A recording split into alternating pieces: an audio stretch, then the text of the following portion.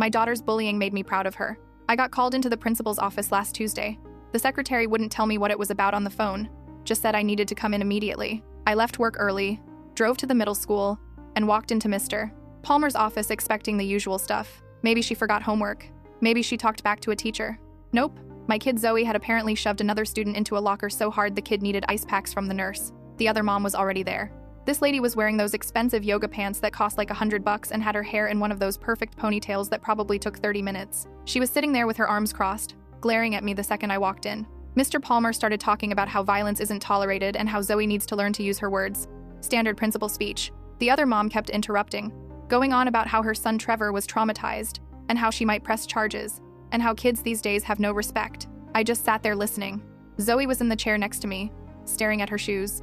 She had her backpack on her lap like a shield. Then Mr. Palmer asked Zoe to explain what happened.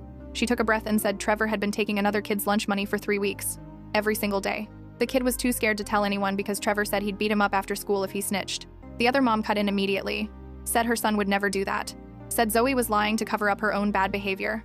But Zoe kept going. She said the kid, Anthony, had been eating the free school lunch and telling people he wasn't hungry for his packed lunch anymore. She noticed because they sit at the same table. So yesterday she watched Trevor corner Anthony by the vending machines and take a $5 bill out of his hand. Mr. Palmer asked why she didn't tell a teacher. Zoe said she did. 2 days ago. Nothing happened. Anthony was still getting his money taken. So today when she saw Trevor do it again, she walked up and told him to give the money back. Trevor laughed at her, called her some names I won't repeat, pushed her shoulder. That's when she shoved him into the locker. The other mom lost it. Started yelling about how that's not how you handle things and how Zoe was clearly violent and out of control. Mr. Palmer tried to calm her down, but she just kept going. Said she wanted Zoe suspended. Said she was going to call the superintendent. I finally spoke up. Asked Mr. Palmer if he checked with Anthony about the lunch money situation. He got quiet. Said he'd need to look into that. The other mom said it didn't matter. Even if it was true, violence was violence. I looked at Zoe. She was still holding her backpack, but her chin was up now. Not apologizing, not crying, just waiting to see what would happen. Mr. Palmer said he'd investigate the situation with Anthony and Trevor, but in the meantime, Zoe was getting detention for a week for the physical altercation. The other mom started arguing that wasn't enough, but he cut her off, said that was his decision. We left his office. The other mom was still complaining to Mr. Palmer as we walked out. Zoe didn't say anything until we got to the car. She asked if I was mad. I told her to get in. We drove home in silence. When we pulled into the driveway, I turned off the car and finally looked at her. She was picking at a thread on her backpack strap, waiting for me to yell or ground her or whatever. I opened my mouth to tell her she was right to help Anthony, but my voice caught, because I suddenly understood why she looked so terrified in Mr. Palmer's office. Why she kept her backpack like a shield. She wasn't scared of getting in trouble. She was scared I'd find out the real reason she pushed Trevor. It wasn't just about Anthony's lunch money. She'd been taking the bullying for 3 weeks herself, letting Trevor target her instead. Every insult, every shove, every threat. She'd made herself his focus so he'd leave Anthony alone. Because Anthony's family is homeless, living in their car. He'd told her if he got beaten up one more time, his parents would pull him out of school to keep him safe. He'd lose the only meal he gets each day, the only place he feels normal. So Zoe became the target. Today was the first time she fought back, the first time she broke, and now I understood why her knuckles were split, why her ribs were taped under her shirt, why she flinched when I hugged her this morning. Then she asked me the question that made my world stop. Asked me if I still thought she was the bully. Because Mr. Palmer just texted her. Said if I pressed charges against Trevor's family for anything, he'd make sure the security footage from today's incident went viral. The footage that didn't show what Trevor did first. The footage that would make my daughter look like a monster. I stared at her for what felt like an hour but was probably 30 seconds. My brain was trying to process everything at once. The taped ribs, the split knuckles, the fear in her eyes, and now a principal threatening to release edited footage to protect a bully. Show me the text, I said. Zoe hesitated. Then she handed over her phone. The message was from Mr. Palmer's personal cell, which was strange by itself. It read, Zoe, I want to make sure we're all on the same page here. Your family should think carefully before making any allegations against the Wainwright family. Security footage can be very misleading without proper context, and I'd hate for anything to be misunderstood publicly. The Wainwright family. That was Trevor's last name. I remembered seeing it on the sign-in sheet outside the office. Pamela Wainwright. I typed the name into Google while sitting there in my driveway. Pamela Wainwright, district school board member. Everything clicked into place. Zoe, I said slowly, I need you to tell me everything. From the beginning. All of it. She started crying. Not the dramatic tears of a kid trying to get out of trouble.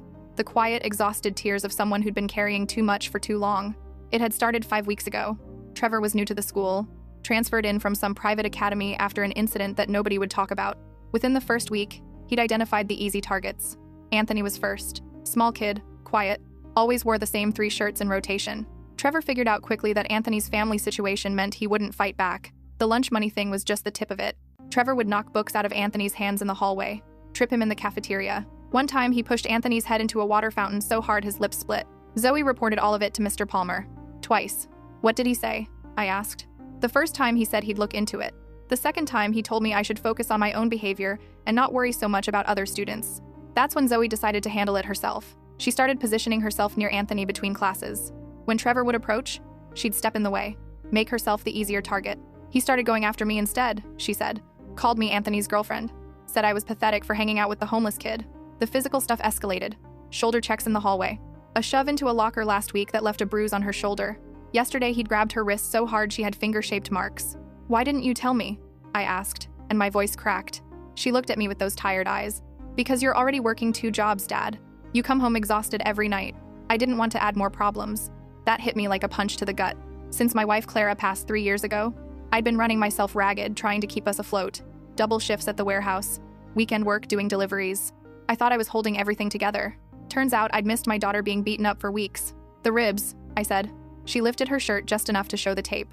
There was a bruise spreading across her left side, yellow and purple like some sick sunset. When did this happen? Monday, in the stairwell. That was 3 days ago. She'd been walking around with what might be cracked ribs for 3 days, and I hadn't noticed. We're going to the hospital, I said. Dad, no. If you make a big deal out of this, Mr. Palmer will. Mr. Palmer, I interrupted, is going to regret the day he sent you that text. The hospital confirmed 2 cracked ribs, probably from blunt force impact. The doctor asked how it happened. Zoe looked at me, and I nodded. A boy at school has been hitting me, she said quietly. The doctor's face changed. He left the room and came back with a social worker named Denise, a middle-aged woman with kind eyes and a notepad. She asked Zoe to describe everything while I sat in the corner. Fists clenched so tight my knuckles went white. By the time Zoe finished, Denise was already on the phone. She looked at me. This is going to need to be reported. Injuries like this combined with reported school negligence, that's a mandatory report to Child Protective Services and local police. Do it, I said. Denise made the calls. While she did, I pulled out my phone and started documenting everything. Took photos of Zoe's injuries. Screenshotted the text from Mr. Palmer. Started a note in my phone with a timeline of everything Zoe had told me. We didn't get home until almost midnight. Zoe was exhausted but seemed lighter somehow, like finally telling someone had lifted a weight she'd been carrying. I made her some soup she barely touched and got her set up on the couch with extra pillows to support her ribs. Then I sat at the kitchen table with my laptop and started researching. Pamela Wainwright, school board member for 6 years. Married to Roger Wainwright, a partner at Brennan, Wainwright and Associates, one of the biggest law firms in the city. They lived in a house worth more than I'd make in 20 years. Trevor had been at Westbrook Academy before transferring. A quick search through local news archives told me why. There'd been an assault incident involving multiple students. The school had handled it internally. No charges filed, but Trevor was quietly asked to leave. And now he was at Riverside Middle, where his mother sat on the school board, where the principal apparently took his orders from the board members. I created a folder on my computer and started saving everything. News articles, social media posts, the screenshot of Mr. Palmer's text, photos of Zoe's injuries with timestamps. Then I went to bed and stared at the ceiling until the sun came up. The next morning was a Friday. I called in sick to both jobs for the first time in 2 years. Zoe was too sore to go to school, which was fine because I had no intention of sending her back there anyway. I need you to think really hard, I told her over breakfast. Is there anyone else at school who might have seen what Trevor did? Any other kids who might have witnessed something? She chewed her toast slowly. There's this girl named Brianna. She sits behind me in English. She saw Trevor shove me into my locker last week. And there's a janitor, Mr. Garcia. He's nice. He gave me ice once when my cheek was swelling. I wrote down both names. What about Anthony? Would he talk to someone if I asked? Zoe's face fell. I don't know where he is. He wasn't at school yesterday. I'm scared his parents already pulled him out. That was a problem. Anthony was the main victim, the one Trevor had been targeting before Zoe intervened. His testimony would be crucial. Do you know anything about where his family parks? You said they live in their car? Sometimes behind the strip mall on Crestview? That's what he told me. After Zoe went to rest, I drove to Crestview. The strip mall was mostly abandoned storefronts, with a few struggling businesses hanging on.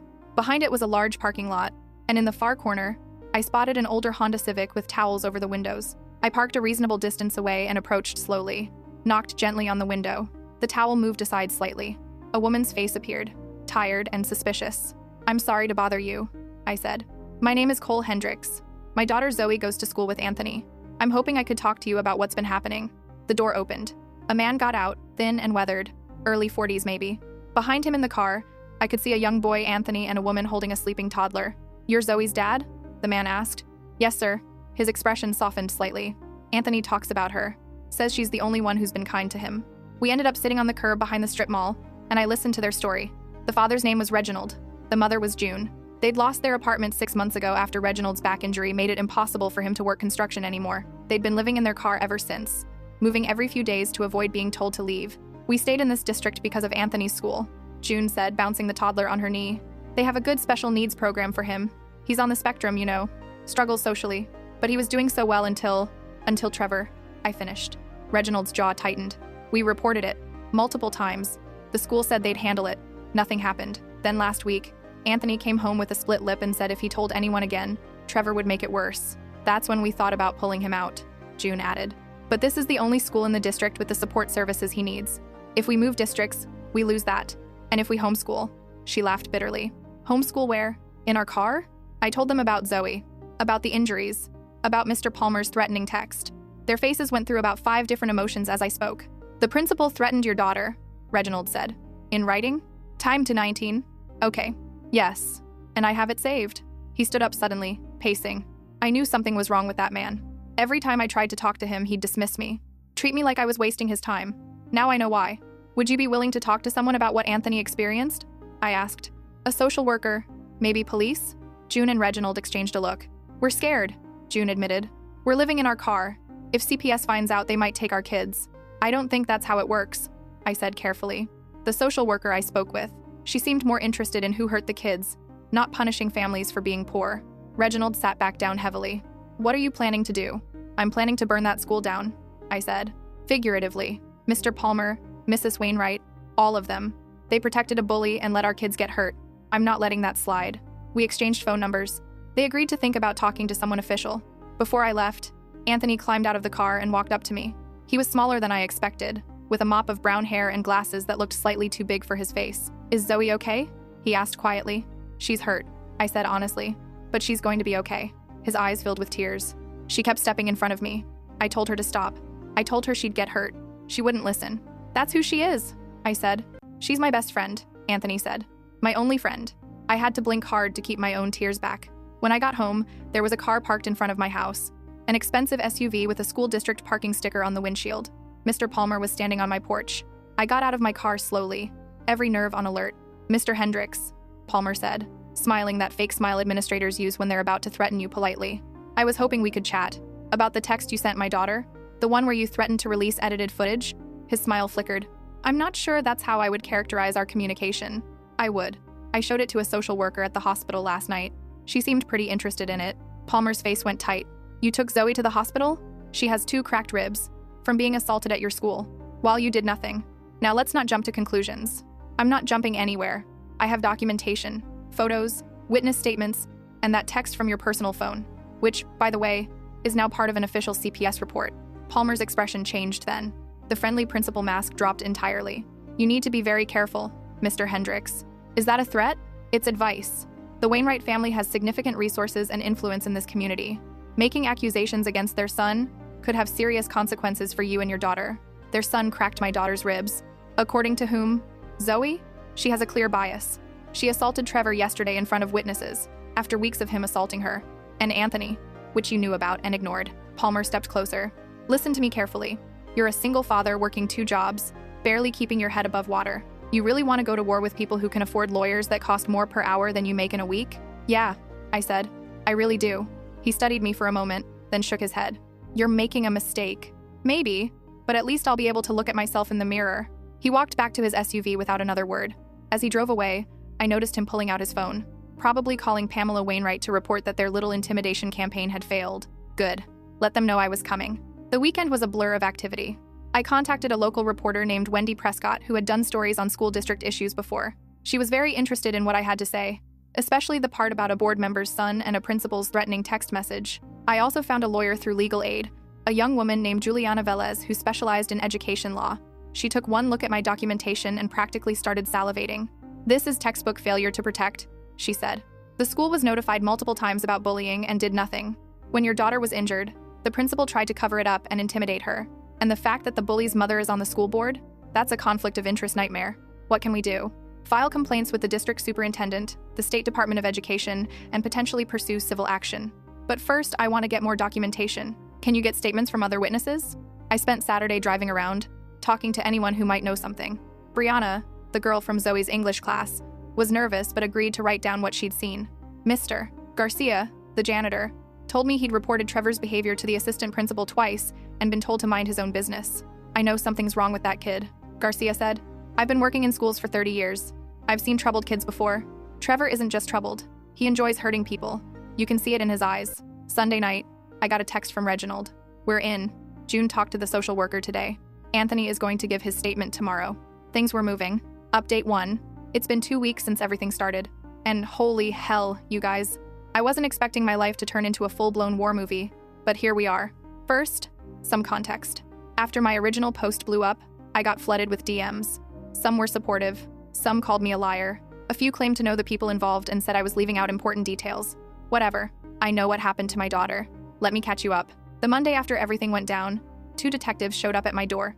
Not about Zoe's case specifically, they were there about Mr. Palmer's text. Apparently threatening a minor, even vaguely, is something law enforcement takes seriously when it's reported through official channels. Palmer claimed the text was taken out of context, that he was just trying to help everyone avoid a messy situation.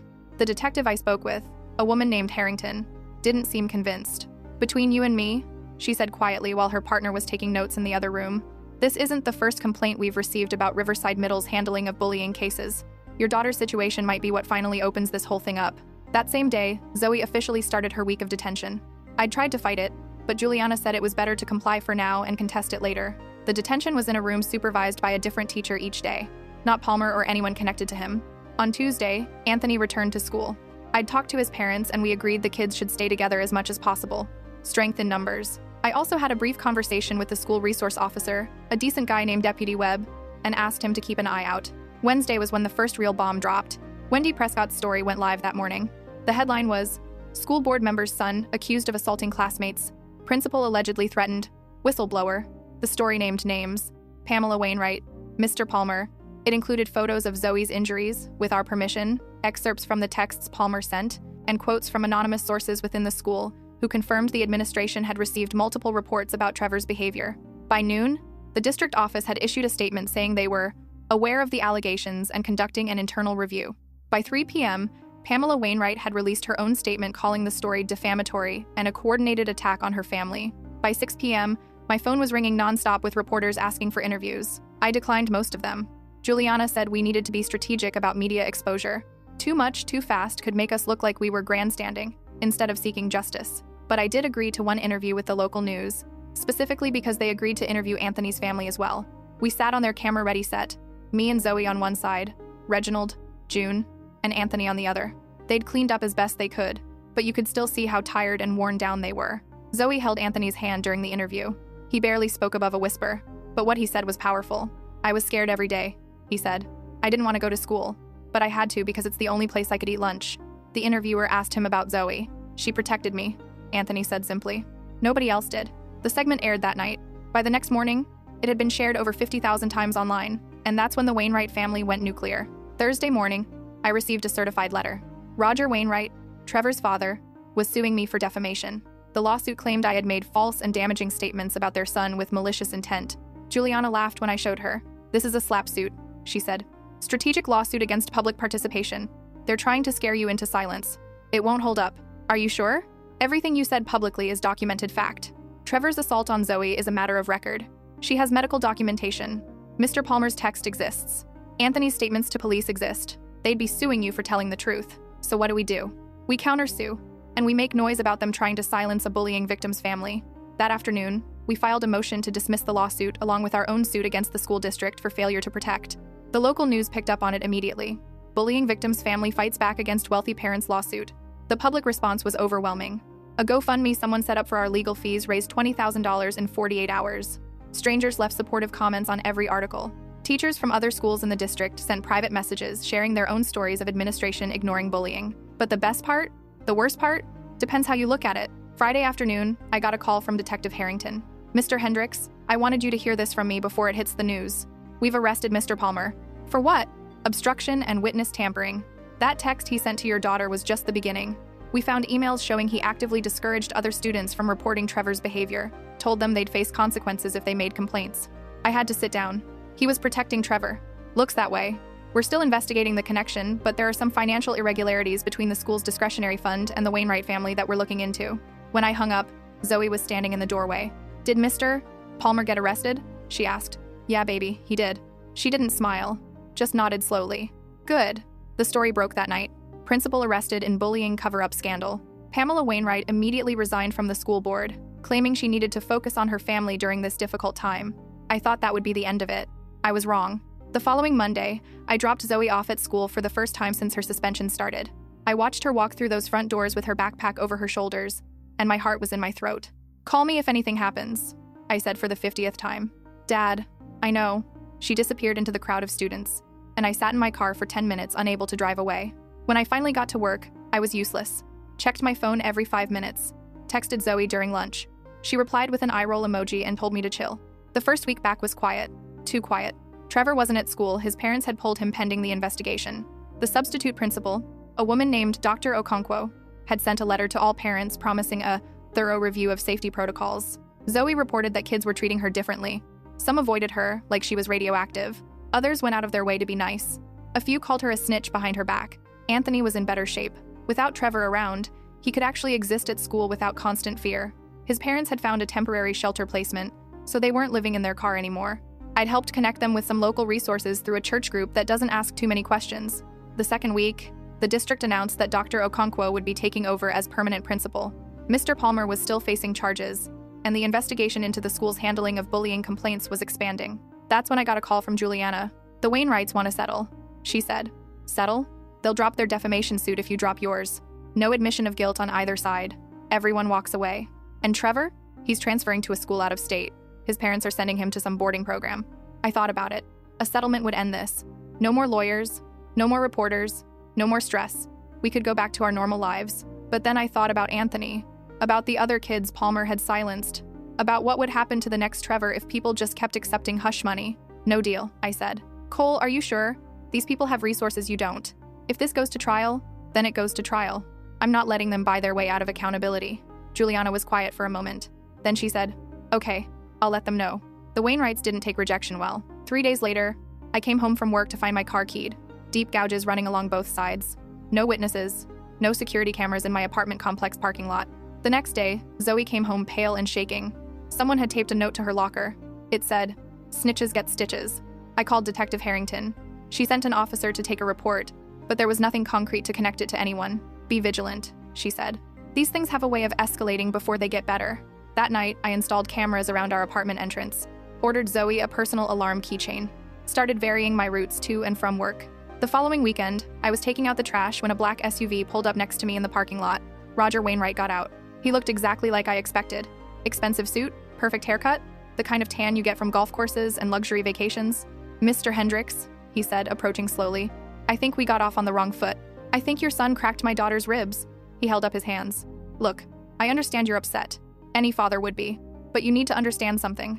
This crusade of yours isn't going to end well for you." "Is that a threat?" "It's a reality check. My wife and I, we've worked our whole lives to build something for our family. You're trying to tear that down over some schoolyard scuffle." Schoolyard scuffle. I felt heat rising in my face. "Your son sent a kid to the hospital. He terrorized my daughter for weeks. And you covered it up. That's not..." He stopped himself, took a breath. "We're prepared to be generous. Very generous. $100,000 right now to make this all go away." I stared at him. "That's more than you make in 2 years, he continued. "Think about what you could do with that. Pay off debts. Get your daughter into a better school. Take care of your family. Get out of here. Be reasonable. Get out." His face hardened. "You're going to regret this. Maybe. But at least my kid will know her father isn't for sale." He got back in his SUV and drove away. My hands were shaking so bad I dropped my keys twice trying to unlock the apartment door. Zoe was sitting on the couch when I came in. "What happened?" she asked immediately. "Nothing, baby. Dad, don't lie to me." So I told her. About the offer. About the threat. About all of it. She was quiet for a long time. Then she said, "I'm sorry." "For what?" "For all of this. For pushing Trevor. If I just kept my head down." I sat next to her and took her hand. "You stood up for someone who couldn't stand up for himself. You protected a friend when nobody else would. I will never, ever be sorry about that. And you shouldn't be either." She leaned into me. and I held my daughter while she cried. The next morning, I called Juliana and told her about Roger's visit. "That was incredibly stupid of him," she said, sounding almost gleeful. "That's witness tampering. We need to report this." "I didn't record it." "Doesn't matter. Document everything. Write down exactly what he said while it's fresh. This is going to help us." I spent an hour that morning writing out every detail I could remember. The time, the location, his exact words. Then I sent it to Juliana, Detective Harrington, and kept a copy for myself. The next day, Roger Wainwright was brought in for questioning. Update 2. "Okay, Reddit. It's been 6 weeks since my last update, and I promised I'd let you know how everything turned out. Buckle up because it's been a ride." First, Roger Wainwright was charged with witness tampering and attempted bribery. His attempt to pay me off turned out to be his biggest mistake. California takes witness tampering very seriously, especially when there are ongoing legal proceedings. He tried to claim he was just trying to have a conversation, but the timing and the explicit offer of money made that pretty hard to argue. He posted bail, but the charges are still pending. The investigation into the school district expanded significantly after Palmer's arrest. It turned out our situation wasn't an isolated incident. Once the story went public, 7 other families came forward with similar complaints about bullying being ignored or covered up at Riverside Middle. 3 of those families had kids who'd been targeted by Trevor specifically before he transferred to our school. Remember that incident at Westbrook Academy? Turns out it wasn't just one incident. Trevor had a pattern of violent behavior going back years, and his parents had been buying his way out of consequences the entire time. The school board conducted an emergency review and found that Palmer had been receiving consulting fees from a company owned by the Wainwright family. Not directly, of course. That would be too obvious. The money flowed through multiple shell companies before landing in an account Palmer controlled. When this came out, it made the original story look like a parking ticket. The State Department of Education launched its own investigation. The district superintendent resigned. 2 other board members stepped down amid questions about what they knew and when. Our lawsuit against the district is still pending, but Juliana says we're in a strong position. The district's lawyers have been making noises about settling, but I've told her the same thing I told the Wainwrights. No deals that don't include real accountability. As for Trevor, he's currently at some therapeutic boarding school in Utah. I've heard different things about these places. Some are legit, some are basically juvenile prison with better marketing. I don't know which one his parents chose. And honestly, I've stopped caring. What I care about is that he's not here. He's not terrorizing my daughter or Anthony or anyone else at Riverside Middle. Whatever happens to him next is between him, his parents, and whatever conscience he might develop.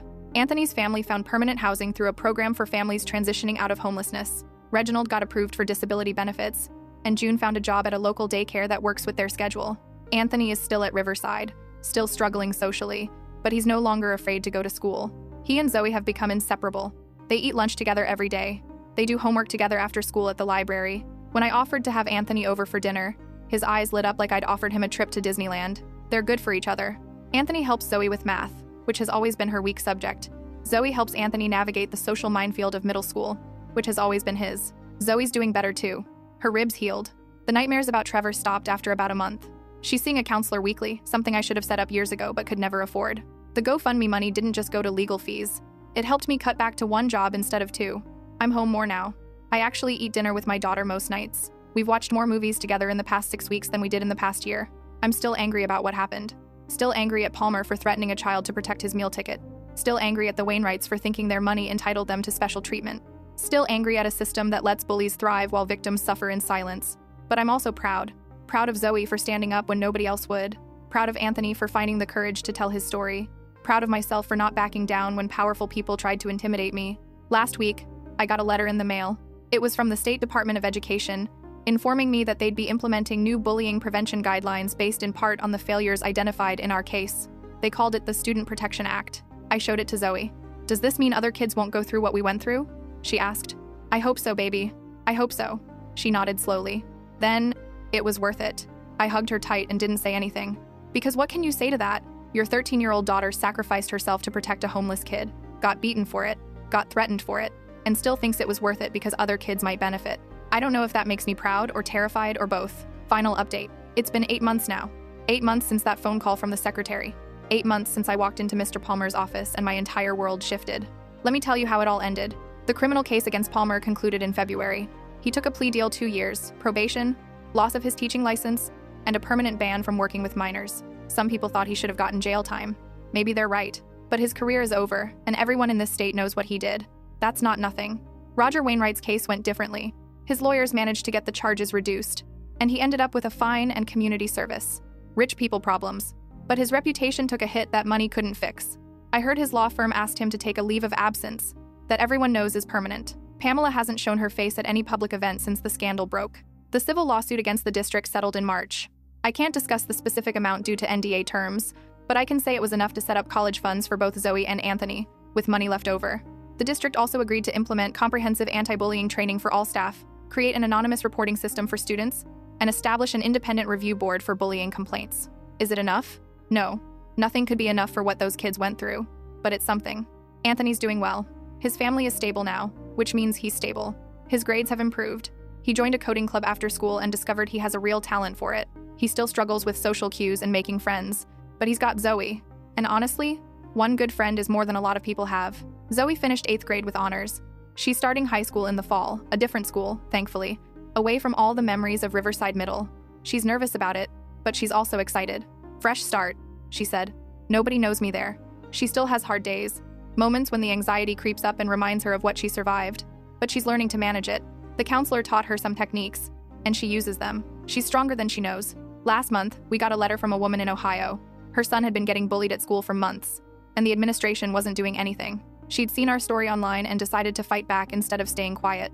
Long story short, the bully got expelled, the teacher who looked the other way got fired, and her son is doing better. You don't know me, she wrote, but you and your daughter gave me the courage to stand up. Thank you. I showed the letter to Zoe. She read it 3 times. We helped them, she said quietly. From all the way across the country. Yeah, baby, we did. She put the letter on her bulletin board next to her honor roll certificate and a photo of her and Anthony at his birthday party. There's one more thing I need to tell you. 3 weeks ago, I ran into Pamela Wainwright at the grocery store. Pure coincidence, our carts nearly collided in the cereal aisle. She looked older, tired. Nothing like the polished woman who'd sat in Palmer's office all those months ago, glaring at me like I was dirt on her shoe. For a moment, neither of us said anything. Then she spoke. How's your daughter? She's good. How's your son? Pamela's face tightened. He's working on things. The program is helping. Or, they say it is. I nodded. Didn't know what else to do. I'm sorry, she said suddenly. For what he did. For what we did. I thought I was protecting him, but I was just making him worse. I wanted to stay angry. Part of me still is. But standing there in that grocery store, looking at a woman who'd lost everything she thought mattered, I felt something else too. I hope he gets better, I said. For everyone's sake. She nodded once, then pushed her cart away without another word. I don't know if I forgive the Wainwrights. I don't know if that's even my forgiveness to give. The people they hurt, Zoe, Anthony, all those other kids, they're the ones who get to decide if and when to let go of that anger. But I do know that holding on to hate is exhausting, and I've got better things to do with my energy. Like watching my daughter become the kind of person who sees someone in trouble and doesn't look away. Like helping Anthony's family host their first real Thanksgiving in 2 years. Like rebuilding a life that's smaller than before but somehow feels bigger. Someone asked me once if I'd do it all again. The sleepless nights, the legal battles, the threats, the stress, all of it. I said yes without hesitation. Because here's what I learned. Sometimes the footage tells one story, but the truth tells another. Sometimes the people with power write the narrative, and the rest of us just have to live with it. But sometimes, if you fight hard enough and long enough, the truth breaks through. My daughter isn't a monster. She never was. She's a hero. And I'll spend the rest of my life making sure she knows it.